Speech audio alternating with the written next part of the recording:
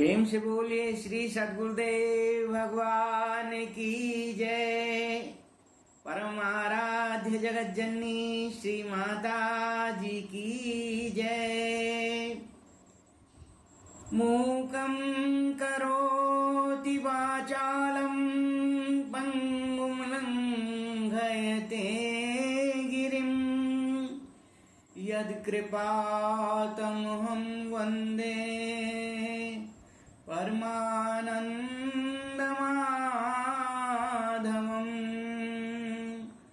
वन्दे बोधमयं नित्यं गुरुं शङ्कररूपिणम्। यमाश्रितो हि वक्रो अपि चन्द्र सर्वत्र वन्द्यते। या देवी सर्वभूतेषु मातृरूपेण संस्थिता। नमस्तस्यै नमस्तस्यै नमस्तस्यै नमो नमः। प्रेमी सज्जनों, हरि बोल YouTube चैनल पर आप सभी प्रभु भक्त आत्माओं का हृदय से अभिनंदन है। श्री गुरु महाराज जी के चरण कमलों की छत्र छाया में बैठ कर के और आज हम 59वीं 59th सत्संग वार्ता की कड़ी में प्रवेश कर रहे हैं। बहुत सारे भक्तों ने राधे राधे, जय श्री श्याम, ओम नमः शिवाय, बहुत सारे भक्तों ने जय गुरुदेव लिख करके कमेंट बॉक्स में और ईमेल एड्रेस से संबोधित किया है। मैं उन सभी को सादर जय श्री सच्चिदानंद, राधे राधे कह करके और सबका अभिवादन करता हूं। सज्जनों, सत्संग की बहुत बड़ी महिमा है। तुलसीदास जी कहते हैं ये सारा संसार गुण और दोष से, जड़ और चेतन से, सुख और दुख से बनाया हुआ है। ऐसे ही सत्संग भी है और कुसंग भी है। जड़ चेतन गुण दोषमय विश्व कीन करतार। संत हंस गुण गहई पया पर हरिवारी विकार। तुलसीदास जी रामचरितमानस में कहते हैं कि यह संसार जड़ और चेतन, गुण और दोष, जड़ चेतन गुण दोष में विश्व कीन करता। उस परमपिता परमात्मा ने सृष्टि का सृजन इसी प्रकार से किया है।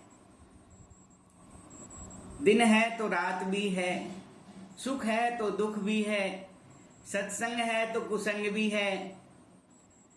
सज्जनों, लेकिन कहते हैं संत हंस गुण गहई पय। जो हंस वृत्ति के संत होते हैं, जैसे हंस के मुंह में एक विशेषता है, उसके सामने अगर हम दूध में पानी मिला करके और रख देते हैं तो वो दूध को पी लेगा और पानी को छोड़ देगा। ये उसकी चोंच में जो है कुदरत ने, प्रकृति ने, उस परमपिता परमात्मा ने विशेषता दी है। ऐसे ही कहते हैं सज्जनों, जो संत हंस रूपी हंस वृत्ति के जो संत होते हैं, वो गुणों को अपना लेते हैं। संत हंस गुण गहि पै पर हरिवार विकार, और विकारों को त्याग देते हैं, छोड़ देते हैं। जैसे हंस जो है पानी को विकार के रूप में त्याग देता है, ऐसे ही सज्जनों संसार में जो हंस वृत्ति के लोग होते हैं वो सत्संग को ग्रहण करते हैं। सुमति कुमति सबके उर रही, नाथ पुराण निगम अस कहीं। सुंदरकांड का पाठ करते हैं, उसमें बड़ी सुंदर चौपाई है। सबके हृदय के अंदर सुमति भी है, कुमति भी है,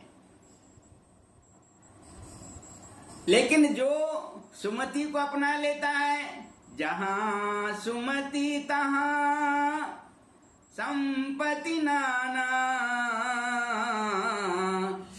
जहां कुमति तहां विपत्ति निदाना। जहां सुमति होती है वहां अनेक प्रकार की संपत्ति, सद्गुण उसके अंदर विद्यमान हो जाते हैं, और जहां कुमति का संग हो जाता है तो वहां कहते हैं अनेक प्रकार की विपत्तियों का समूह आ जाता है। तहां कुमति तहां विपत्ति निदाना, खजाना विपत्तियों का समूह उसको घेर लेता है। इसलिए सज्जनों, सत्संग की बड़ी महिमा है। इसलिए संतों ने कहा, सूरदास जी ने एक सुंदर पद में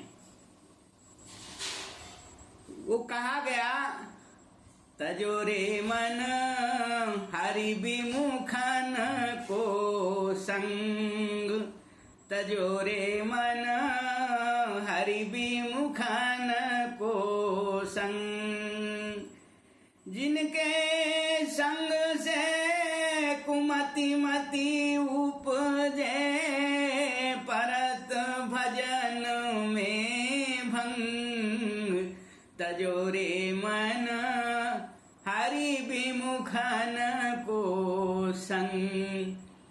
कहते हैं, हे प्राणी, ऐसे कुमति वाले पुरुष का संग मत करो, जिनके करने से, जिनका संग करने से भगवान के भजन में, प्रभु के सुमरन में, प्रभु के चिंतन में बाधा उपस्थित होती है, मन नहीं लगता भजन में। ऐसे लोगों का संग करना निषेध बताया है। कहते हैं, कहा होत पै पान कराए, विष नहीं तजत भुजंग, कागा कहा कपूर चुगाए, श्वान नहाए गंग। कहते हैं, कहा होत पै पान कराए, सांप को आप, सर्प को, भुजंग को कितना ही आप दूध पिला दो, कहा होत पै पान कराए, पै माने दूध, कहा होत पै पान कराए, विष नहीं तजत भुजंग, अमृत भी पिला दिया जाए।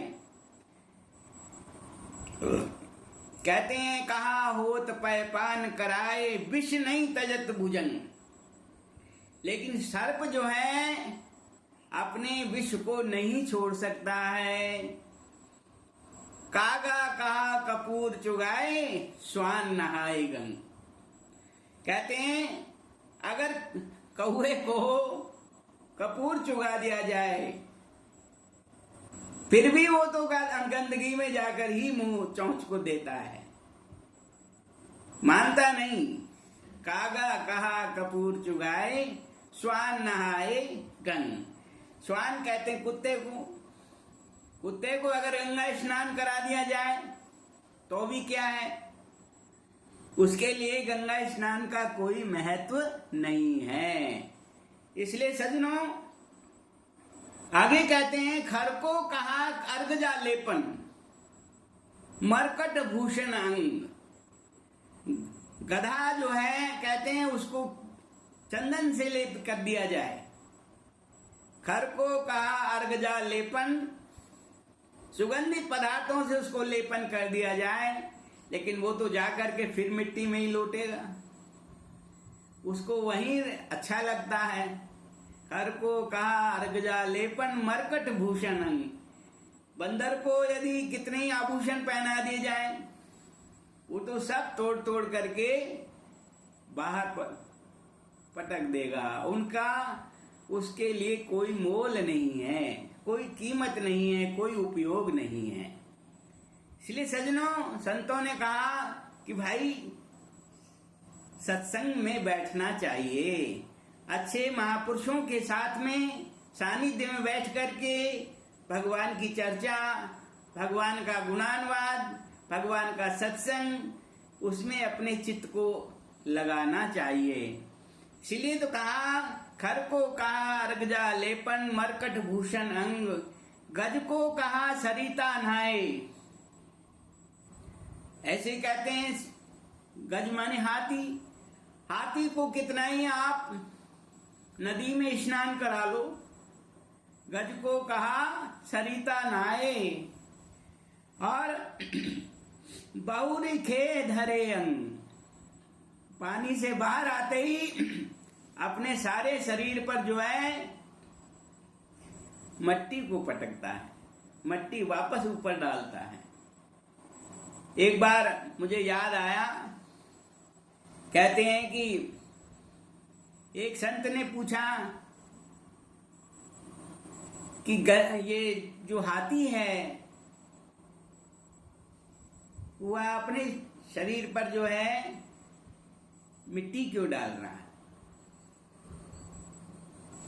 तो दूसरे संत ने जवाब दिया, कहते हैं कि यह अपने बड़प्पन पर धूल डालता है। कहते हैं जैसे कोई व्यक्ति बहुत बड़ा पद पर हो, लेकिन उसके अंदर कोई गुण न हो, तो कहते हैं वह ऐसे ही है। इसलिए सज्जनों, गज को कहा सरिता नहाए, बहुर खे धरे अंग। पाहन पतित बान नहीं बेदत, रीतो करत निशंग। अगर हम कहते हैं कि जो बाण होता है, अगर पत्थर पर चलाएंगे तो पत्थर को कोई नुकसान नहीं होगा। रीतो करत निशंग, वह जो तीर है उसको ही निशंग कर देगा, भौंटा कर देगा, उसका प्रभावहीन कर देगा। इसलिए सज्जनों, सूर श्याम की काली कमलिया, चढ़े न दूजो रंग, तजोरे मन हरि विमुखन को संग। देखिए, कहते हैं सूरदास जी कहते हैं कि मेरी तो काली कमली है और उस पर दूसरा रंग चढ़ने वाला नहीं। भगवान श्याम सुंदर का मेरे पास में काली कमली है, काली कमली वाले की। तो इसलिए सज्जनों, संतों ने सत्संग की महिमा बताई है। कहते हैं बांस फांस और मिश्री एक ही भाव बिकाए। सत्संग से गुण होत है, सत्संग से गुण होत है, कुसंग से गुण जाए। बांस फांस और मिश्री एक ही भाव बिकाए। जैसे कहते हैं कि मिश्री होती है, मिश्री के अंदर धागा होता है, पहले धागे से पहले बांस की फांस जो है वो मिश्री के अंदर डालते थे, तो कहते हैं वो भी मिश्री के भाव बिक जाती थी। उसके प्रसंग से, मिश्री के अंदर जाने से कहते हैं वो बांस की जो फांस है वो भी मिश्री के भाव ही बिक जाती है। ऐसे ही कहते हैं सत्संग से गुण उपजे सत और कुसंग से गुण जाए। सत्संग से कहते हैं कि आदमी के अंदर गुणों का खजाना, सद्गुण संपत्ति जो है वो एक सिमट सिमट जिमी भर ही तलावा, तिमी सज्जन पर सद्गुण आवा। जैसे वर्षा होती है, तुलसीदास जी लिखते हैं, तो आसपास के सारे नदी नाले छोटे छोटे तालाबों में सिमट सिमट करके आ जाते हैं और तालाब भर जाता है। ऐसे ही कहते हैं सिमट सिमट जिम भरे तलावा, तिम सज्जन पर सद्गुण आवा। सत्संग का प्रभाव होता है जीव पर, तो उस पर उसके अंदर सद्गुण पैदा हो जाते हैं। और सबसे बड़ा सद्गुण जो है प्रभु के प्रति प्रेम हो जाता है। वह जीव आनंदित होने लगता है। गुरु महाराज जी के प्रति उसका स्नेह बढ़ जाता है। इसलिए सज्जनों, संतों ने बार बार कहा, कहते हैं छठ शुद्ध रही सतसंगत पाई, पारस परस कुधातु सुहाई। छठ जो होते हैं, जिनकी वृत्ति दुष्ट प्रवृत्ति होती है, छठ शुद्ध रही सत्संगत पाई। सत्संग को पा करके और उनका भी सुधार हो जाता है। कैसे हो जाता है? तुलसीदास जी लिखते हैं, वाल्मीक नारद घट जोनी, निज निज मुखन कही निज होनी। जैसे वाल्मीकि जो है कहते हैं अपने पहले क्या थे? रत्नाकर डाकू थे। और जब नारद जी का संसर्ग मिला, नारद जी का सत्संग मिला, सानिध्य मिला, तो कहते हैं वो ब्रह्म ऋषि रत्नाकर डाकू से वाल्मीकि बन गए, जिन्होंने भगवान के आने से पहले रामायण की रचना कर दी। ये सत्संग का प्रभाव है। नारद जी भी कहते हैं कि मैं दासी पुत्र था, मेरी माँ जो है संतों की सेवा करती थी, संतों के यहाँ उनका भोजन बनाती थी। मैं भी उनके साथ छोटा था तो माँ के साथ में कार्य में हाथ बटाता था, संतों की सेवा करता था। उसी का प्रभाव है कि मैं अगले जन्म में ब्रह्मा जी का मानस पुत्र बना, मुझे देव ऋषि की उपाधि मिली। तो सज्जनों, सत्संग की बड़ी महिमा है। सज्जनों, जेस काम नर सुनहि जिगावई, सुख संपत्ति नाना विधि पावई। सत्संग का श्रवण जो अगर सकाम भावना से भी कोई करता है, निष्काम भावना से कोई भक्ति करता है, प्रभु कहते हैं उसकी तो कोई बराबरी नहीं है। लेकिन अगर कोई सकाम भावना से अपने मनोरथ पूर्ण करने की इच्छा से भी प्रभु का चिंतन करते हैं, सत्संग का श्रवण करते हैं, हरि कथा का श्रवण करते हैं, तो कहते हैं जेस काम नर सुने जे गावई। सुने चाहे गाते हैं चाहे श्रवण करते हैं, सुख संपत्ति नाना विधि पावे। अनेक प्रकार से वो सुख और संपत्ति से युक्त हो जाते हैं। इसीलिए एक भक्त का जो है सुंदर भजन है, एक राम रतन जी करके बहुत सुंदर भक्त हुए। वो कहते हैं देखी बहुत निराली महिमा सत्संग की, देखी बहुत निराली महिमा सत्संग की। सत्संग में मिलते हैं हीरे, पर मिलते हैं धीरे धीरे। जिसने खोज निकाली की महिमा सत्संग की, देखी बहुत निराली की महिमा सत्संग की। कहते हैं देखी बहुत निराली महिमा सत्संग की। सत्संग में मिलते हैं हीरे। हीरा क्या है? हीरा हरि का नाम है, हृदय अंदर देख, बाहर भीतर रम रहा, ऐसा अगम अलेख। एक बादशाह ने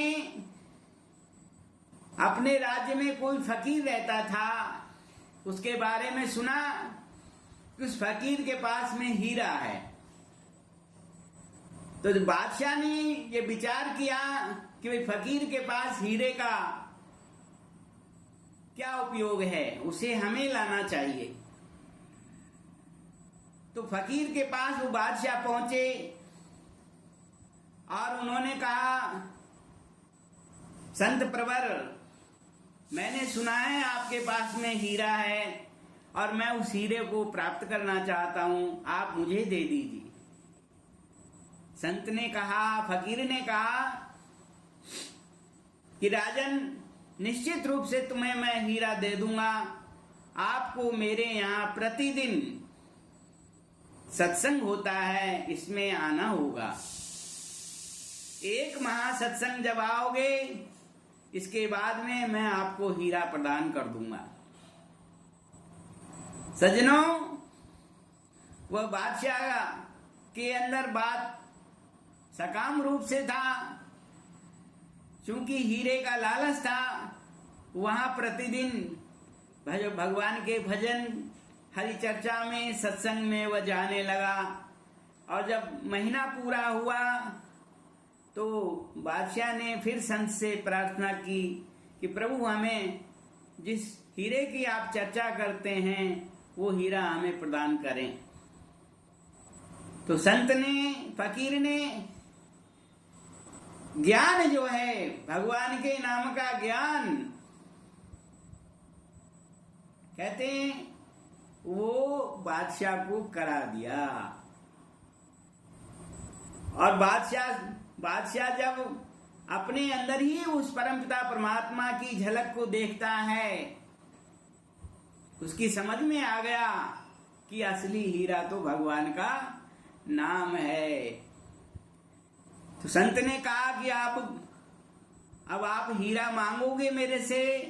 उन्होंने कहा, आपने तो मुझे हीरा बना दिया, अब मैं आपसे क्या मांगू? हीरा हरि का नाम है, हृदय अंदर देख, और बाहर भीतर रम रहा, ऐसा अगम अलेख। जो सर्वत्र परमपिता परमात्मा, यत्र तत्र सर्वत्र, हरि व्यापक सर्वत्र समाना,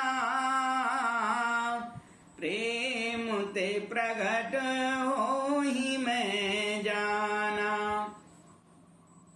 तो सज्जनों, कहते हैं सत्संग में मिलते हैं हीरे, पर मिलते हैं धीरे धीरे। जिसने खोज निकाली महिमा सत्संग की। तुलसीदास जी भी कहते हैं, रामचरित जे सुनत अघाही, रस विशेष तिन जाना नाई।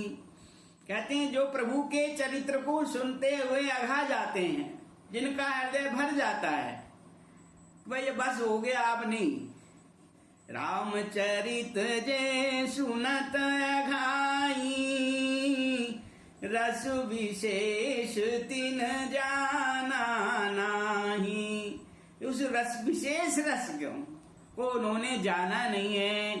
अगर वो जान लेते तो कहते हैं भगवान के गुणानुवाद को सुनते सुनते, सत्संग को सुनते सुनते उनकी प्यास और बढ़ती और बढ़ती और बढ़ती जाती। रस विशेष तिन जाना नाही।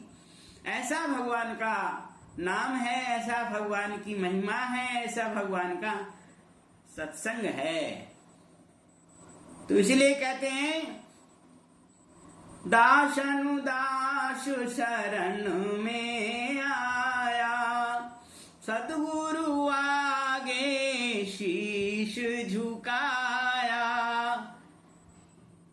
सदा रहे खुशहाली की महिमा सत्संग की, देखी बहुत निराली की महिमा सत्संग की। सत्संग से जीव सदा प्रसन्न रहता है, खुशहाल रहता है, लोक और परलोक दोनों उसका सुधरने लगता है। इसलिए सज्जनों, प्रभु से प्रेम बढ़ाने के लिए हमें सत्संग का सहारा लेना होगा। और ये दास इसीलिए सत्संग वार्ता लेकर के आपके सामने सने सने उपस्थित होता है। मैं सभी भक्तों का आभार व्यक्त करता हूँ जो मुझे प्रेम से सुनते हैं। मेरा एक बहुत अच्छा परिवार बन चुका है। हजारों लोग जो हैं सत्संग से लाभ उठा रहे हैं। इसलिए सज्जनों, संतों की महिमा, सत्संग की महिमा अपार है। यही कह करके आज के इस 59वीं कड़ी को यहीं विश्राम देते हैं। 60वीं कड़ी में फिर आपसे पुनः मिलन होगा, वार्ता होगी। तब तक के लिए आपको सादर जय श्री सच्चिदानंद, जय श्री हरि, जय श्री हरि शरणम, हरि शरणम, हरि शरणम, हरि शरणम।